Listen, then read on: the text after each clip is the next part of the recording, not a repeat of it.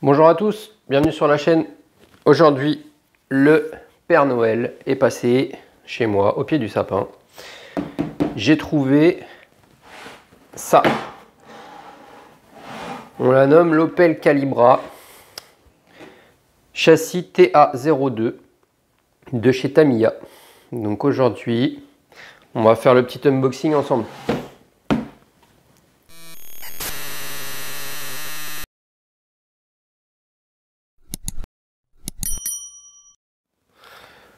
Voilà les amis. Donc ça, il s'agit d'une reproduction, réédition Tamiya. Donc ça, c'est un châssis qui était sorti fin des années 90. Moi-même, j'ai eu à l'époque, quand j'étais plus jeune, un TA01. Donc c'était mon premier châssis Tamiya. Avec une version rallye avec une carreau de Ford Escort Cosworth. Ok.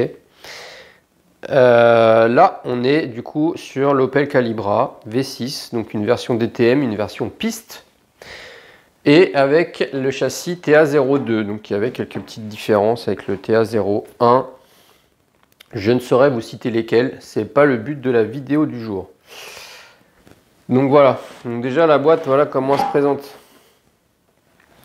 Donc là on est sur un châssis TA02, c'est un châssis 4 roues motrices. Transmission par cardan. Un cardan qui est plutôt somme toute très léger, très fin d'origine, hein, qui n'a rien à voir avec les cardans qu'on a d'origine aujourd'hui sur nos châssis. Donc voilà, le châssis il est représenté ici, dans la boîte. Voilà. Et le cardan, voilà, il est ici, il passe sur le côté. Donc ça permet d'avoir une disposition quand même de l'électronique différente par rapport à des châssis loisirs qu'on a aujourd'hui, comme le TT01 ou le TT02, qui eux ont le cardan du coup qui passe au milieu, hein, qui vont d'un différentiel à l'autre. Là, c'est pas le cas. Là, il passe sur le côté.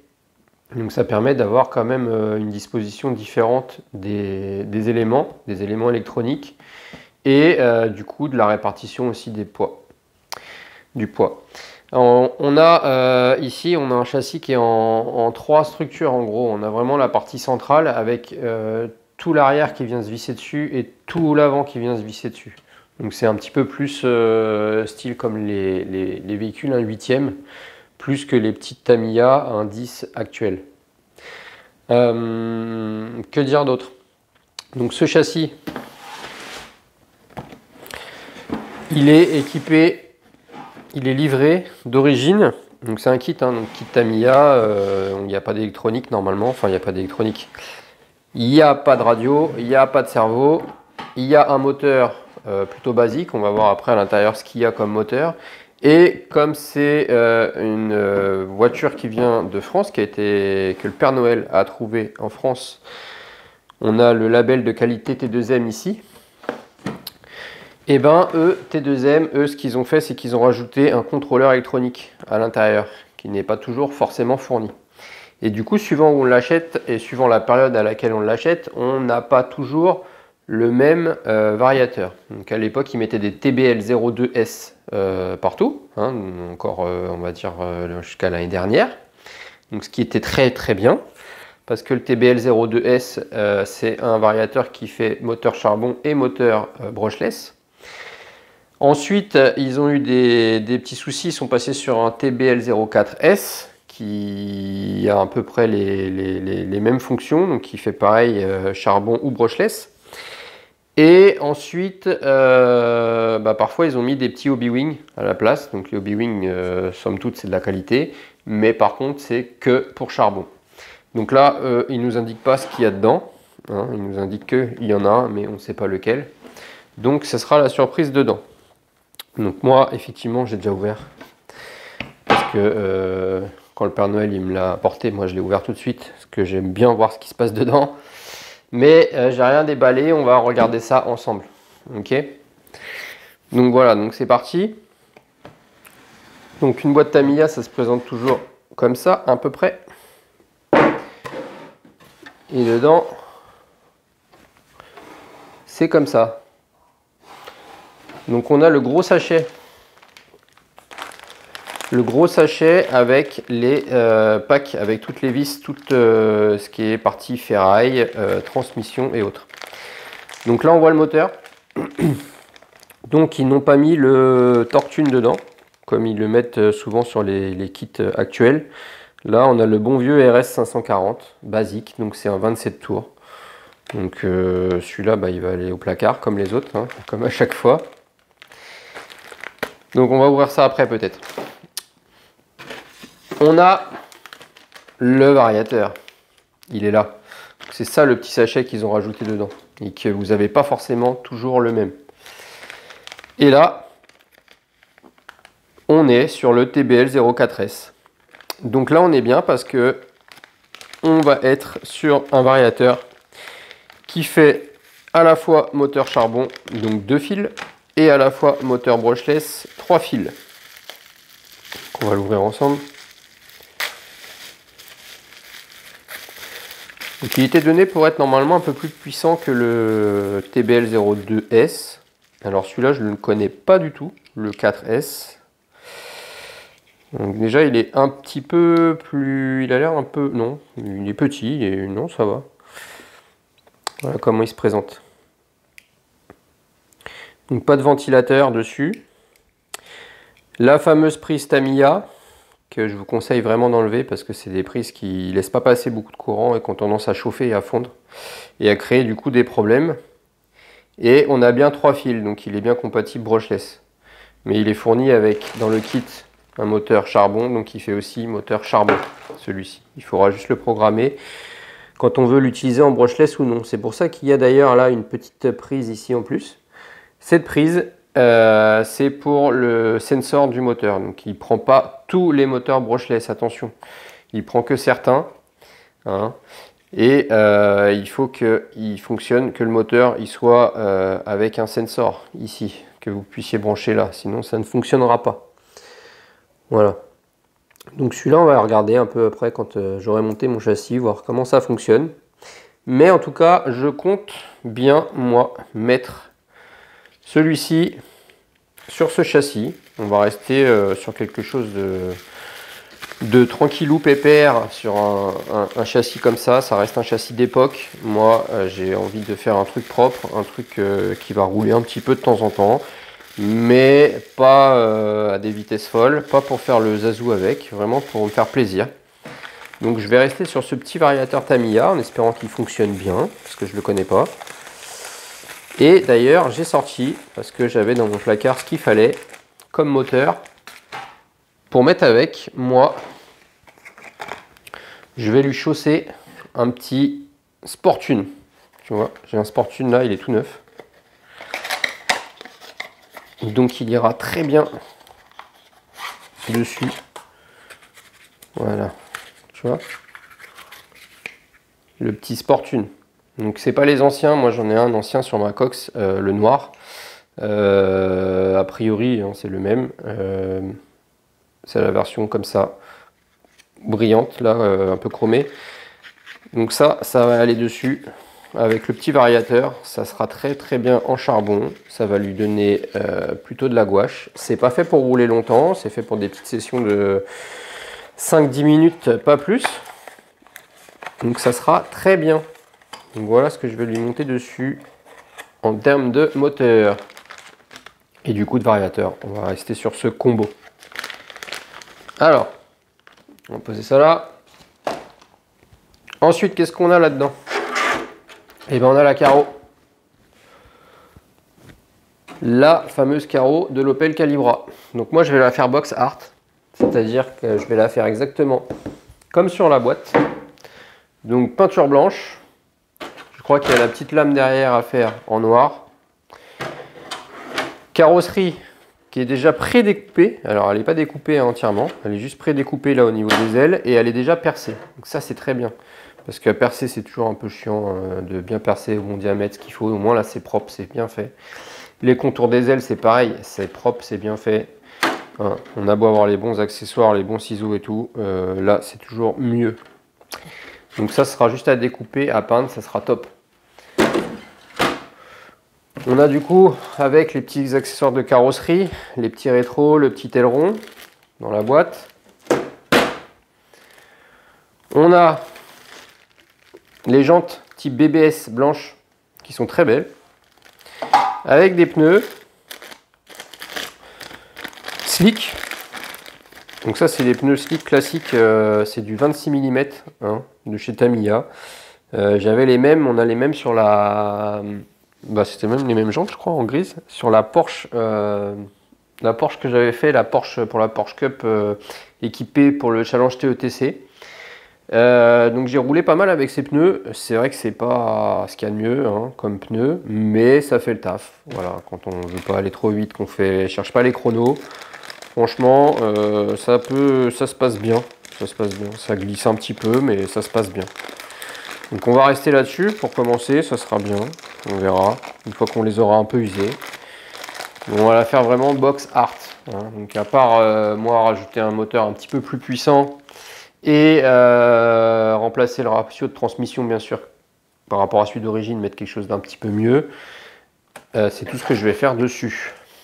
Donc voilà, donc on a ça. Et ensuite on a les grappes. Donc châssis spécifique, TA01, je crois il était déjà comme ça, TA02 aussi. On a des pièces qui sont rouges. On a les corps de diff qui sont rouges là, tu vois, les pièces qui sont au-dessus de la transmission.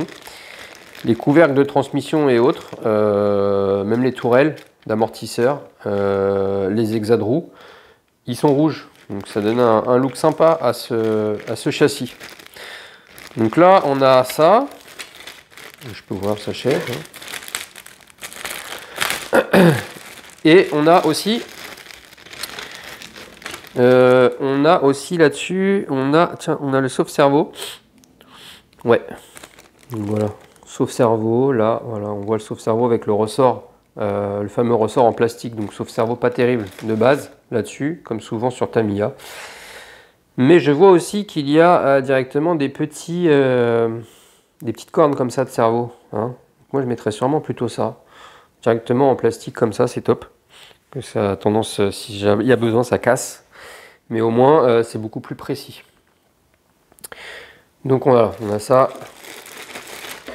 Donc les petits sachets avec d'autres pièces là, avec les supports de carrosserie qui sont courts d'ailleurs là-dessus. On n'a pas des grandes tiges comme on peut avoir sur les véhicules de maintenant. On a des triangles. Là, on a des triangles aussi. On a, vous voyez, toujours des pièces rouges. Et on a normalement même aussi, ouais, on a des pièces bleues là. On a les fusées avant qui sont bleues. On a les fusées, voilà. Là, on a les pare-chocs. Pare-choc avant, pare-choc arrière. Le petit support de batterie. Je vais vous en reparler d'ailleurs après. Bah, je vais vous en parler maintenant. Et là, on a le châssis. Alors voilà le châssis. Tu vois, le châssis, il est vraiment court. Parce qu'on a une grosse partie à l'arrière qui va venir se visser là. Et la partie avant aussi qui va venir se visser là. Donc c'est vraiment un châssis en 3 parties. C'est vraiment sympa. Moi, j'aime beaucoup. Donc ici, il y a l'emplacement pour le cerveau. Et comme tu peux le voir ici, il y a l'emplacement pour pour la batterie, pardon. Le truc, c'est que du coup, la batterie, ça va être fermé, là. Et la batterie, elle rentre par là, par ici. Et comme tu peux le voir, eh ben, là, ça a la forme d'une batterie NiMH. Parce qu'à l'époque, c'était que des NiMH. Donc ça a la forme d'une NiMH. Donc ce qu'on appelle une batterie stick. Le problème, c'est que les lipos, elles ont tendance à être plutôt carrées. Hein. Moi, j'aime bien rouler sur mes petites 1/10 avec des lipos style shorty ou autre. Hein. Donc, c'est vraiment totalement carré. Celles où on vient directement mettre, qui n'ont pas de fil qui ressortent du coup et qu'on vient directement brancher. Là, du coup, bah, ça passe pas. Donc là, je suis embêté. Donc, j'ai 2 solutions.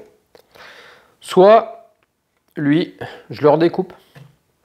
Oui, parce qu'en fait, par exemple, un TT01, c'est pareil, il est fait pour des batteries stick, donc un peu arrondies, comme là. Hein.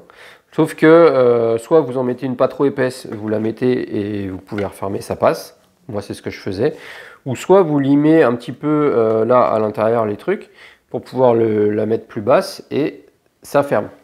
Donc le problème, c'est que là-dessus, il faut faire ça ici, mais il faut aussi relimer toute l'entrée du truc.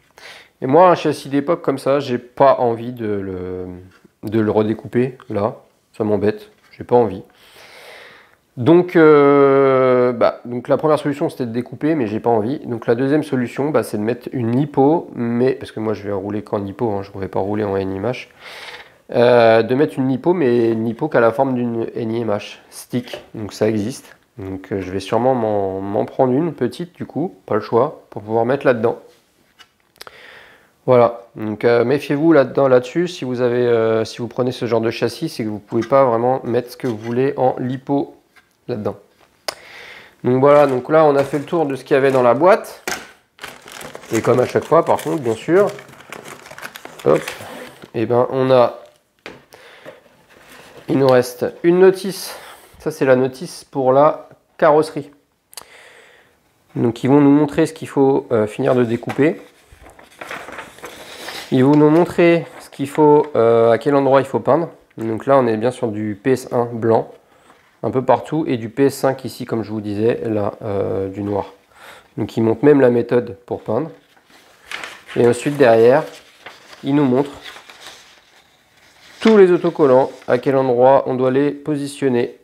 Et ensuite, une fois qu'on a mis les autocollants, il nous montre comment fixer l'aileron, les rétros. Voilà. Un petit peu. Là-dessus, il y a même un balai d'essuie-glace. Voilà, donc ça c'est la notice que pour la carrosserie. Donc on a avec les autocollants et les caches vitres. Donc ça c'est un petit peu chiant à mettre, mais au moins ça protège bien quand vous faites la peinture. Donc ça c'est les caches vitres. Voilà, il va falloir les découper, c'est pas très découpé. Venir coller sur les vitres de la carrosserie. Là. Voilà, ça a la forme. On vient venir coller comme ça, l'autre celui de derrière. Les vitres sur les côtés. Voilà. Donc ça. Et on a les autocollants qui seront à coller sur le véhicule. Donc on a tout ça, on a deux planches. Et là, il y en a des grands. Donc plus ils sont grands, plus c'est galère. Hein, parce que plus ils sont grands, plus il va falloir qu'ils prennent la forme. Donc ceux-là, ils se forment bien, c'est les Tamiya, ils sont vraiment de bonne qualité, normalement, de bonne facture. Ils ne sont pas prédécoupés, donc c'est à vous de les couper au ciseau proprement ou au cutter, comme vous voulez. Donc voilà à quoi ça ressemble sur l'Opel.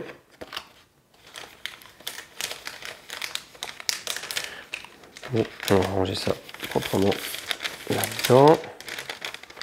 Ça. Ensuite, il nous reste quoi? Il nous reste la notice du véhicule.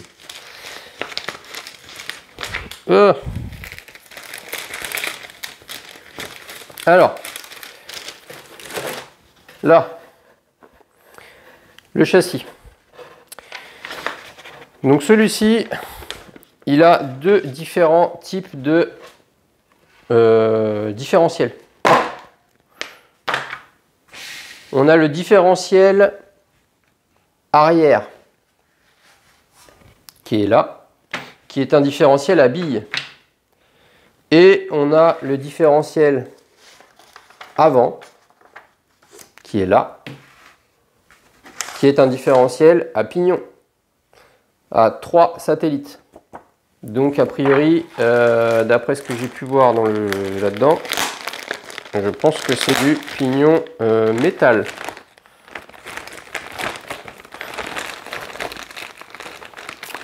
Hein,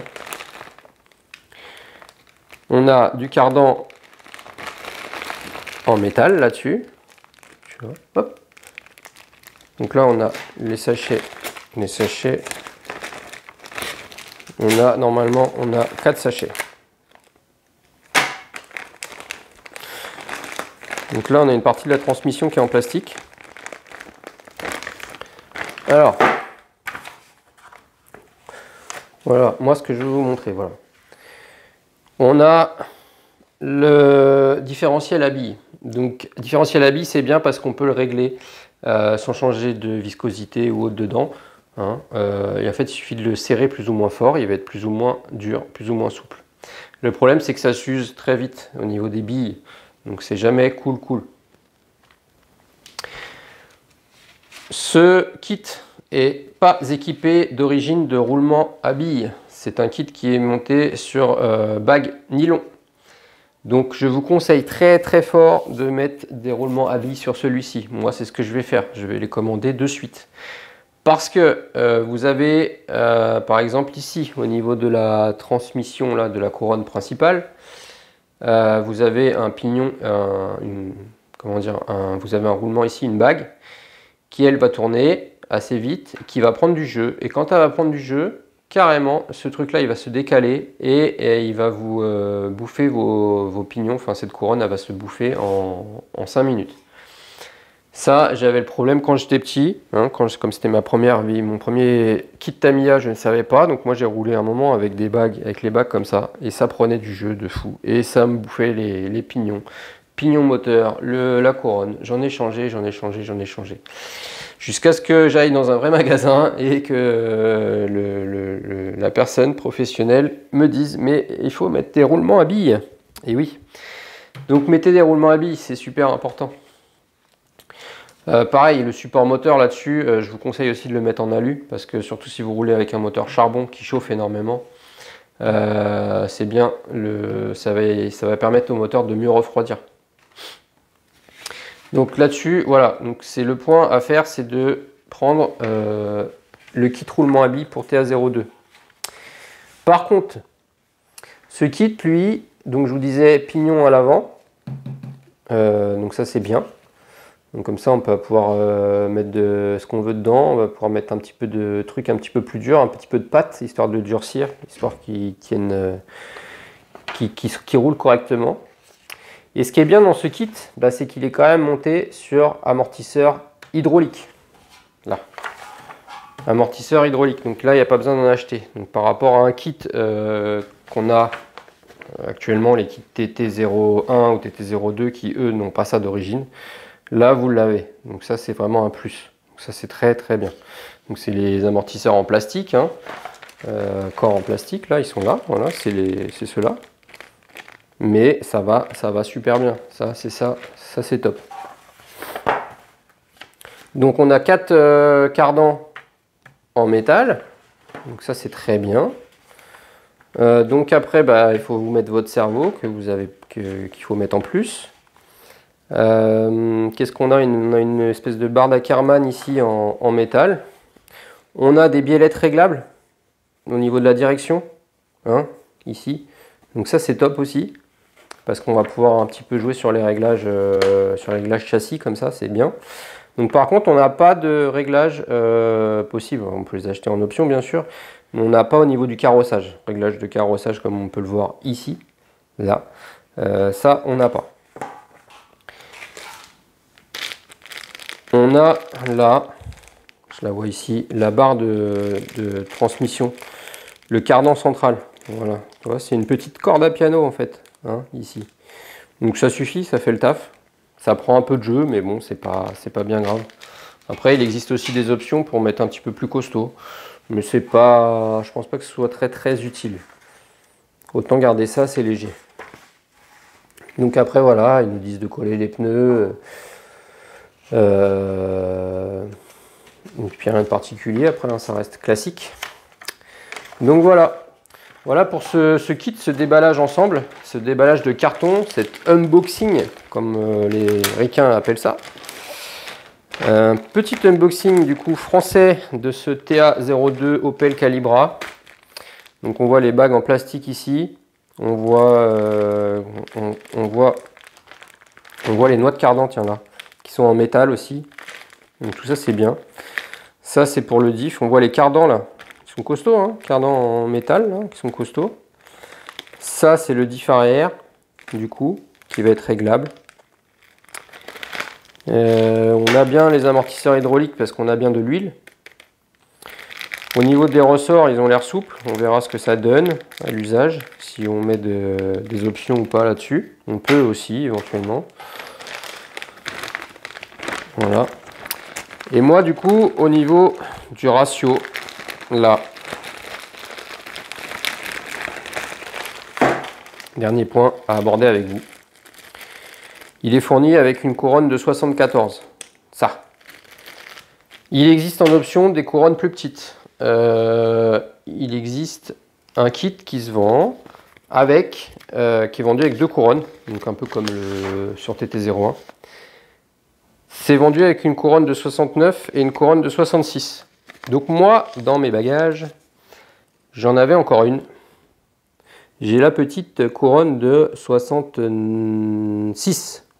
Voilà. Là. Tu la vois? Couronne de 66. Donc moi, je vais lui monter ça, comme ratio, avec un pignon de 24. Parce que, quand vous achetez l'option à l'époque, le Skyline Speed Tune Gear Set, j'ai gardé le papier d'époque, tu vois un peu la couleur qu'il a. Là. Et bien là, on avait les ratios ici, qui nous montraient du coup où positionner, parce que le support moteur c'est toujours le même, où positionner si vous mettez le couronne de 69 et ou la couronne de 66, où positionner par rapport à votre pignon moteur, où positionner votre fixation moteur. Donc voilà, donc moi j'ai une couronne de 66, donc je peux lui mettre un pignon de 24 ou de 25. Donc là j'ai un pignon de 24, on sera sur un ratio de 6,70 qui me paraît plutôt correct. Comme vous pouvez le voir ici, ils vous proposaient à l'époque les moteurs, là, les Dynatec et autres. Moi je pars sur un Sportune, donc il existait déjà le Sportune, c'était pour le Sportune noir. Donc là c'était ici, on ne voit pas, ça focalise pas. Là, voilà. Le Sportune, ici, il préconisait en 6,73, donc couronne de 69 avec un pignon de 25. Moi, j'ai la couronne de 66 avec un pignon de 24, on va être en 6,70, donc un poil plus, on va tirer un poil plus long. Donc un ratio un poil plus court, un poil plus petit, mais on va tirer, ça veut dire qu'on va tirer plus long, on va aller un poil plus vite. Donc ça me paraît plutôt cohérent, hein, quand même là, on est quasiment identique. Là, on passe de 6,73 à 6,70, ça me paraît plutôt cohérent. Donc moi, je vais tester ça comme ça, avec mon Sportune. Voilà. Donc il me reste à commander le kit roulement. Il me faut absolument que je lui mette des roulements à billes là-dessus. J'ai mon ratio de transmission qui va aller bien. J'ai les pneus, je vais laisser ceux d'origine. J'ai le moteur, je rappelle celui-là. J'ai le moteur Sportune que je vais mettre dessus. Et le variateur qu'ils m'ont fourni avec, le TBL04S, eh ben, je vais garder celui-là pour l'instant en espérant qu'il fonctionne. Il n'a pas très bonne réputation, donc à voir. Voilà les amis, on a tout déballé, vous voyez le bazar.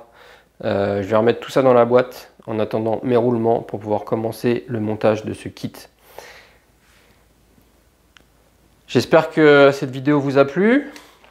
Comme d'habitude, un petit like, un petit pouce en l'air, ça fait toujours plaisir pour le référencement de la chaîne.